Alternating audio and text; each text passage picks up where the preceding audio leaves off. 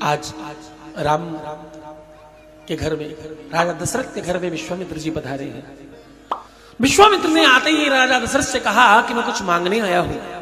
राजन ने कहा मैंने सबको खूब दान दिया है, खूब धर्म किया है, आपको जो भी चाहिए आप निसंकोच होकर मांग लीजिए। आप कहने में देर करेंगे, मैं देने में देरी नहीं करूंगा, आप कहकर तो देखिए।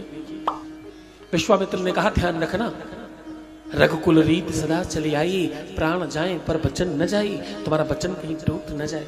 हाँ, राजा दशरथ ने कहा जो भी गुरुदेव आप कहते हो मैं जरूर करूंगा।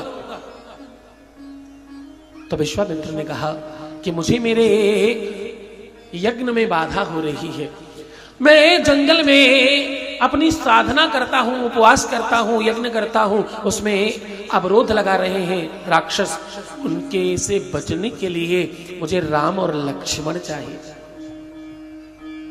राजा दशरथ ने हाथ जोड़कर कहा गुरुदेव कृपा करो, राम देत नहीं बनत गोसाई, राम और लक्ष्मण मेरे आंखों के तारे हैं, इनके अलावा कुछ भी मांग लीजिए, मेरी अक्षोणी सेना ले जाइए, मुझ दास को लेकर चलिए, मैं पूरा जंगल समाप्त कर दूंगा, वहां कोई राक्षस नहीं बचेगा गुरुदेव, राम लक्ष्मण को क्षमा करो।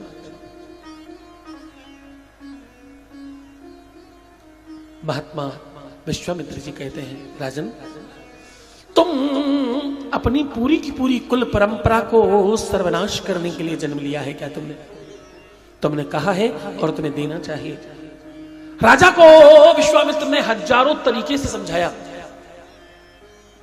अंत में राजन मान गए और दोनों का हाथ विश्वामित्र के हाथ में दिया और दोनों महात्मा की सेवा में तत्पर हो गए।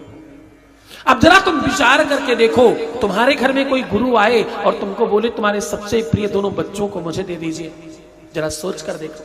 हाँ, तन मन धन सब तेरा, क्या लागे मेरा, और अंत में कटी फटी सब तेरी, सिक्के भी तेरे। हाँ, जरा तुम विचार करके देखो, राजा दशरथ के घर में राम नहीं पैदा होंगे तो क्या हमारे तुम्हारे घर में पैदा होंगे? भाव तो देखो, संतों का आदर सम्मान तो देखो, गुरुओं के प्रति निष्ठा तो देखो।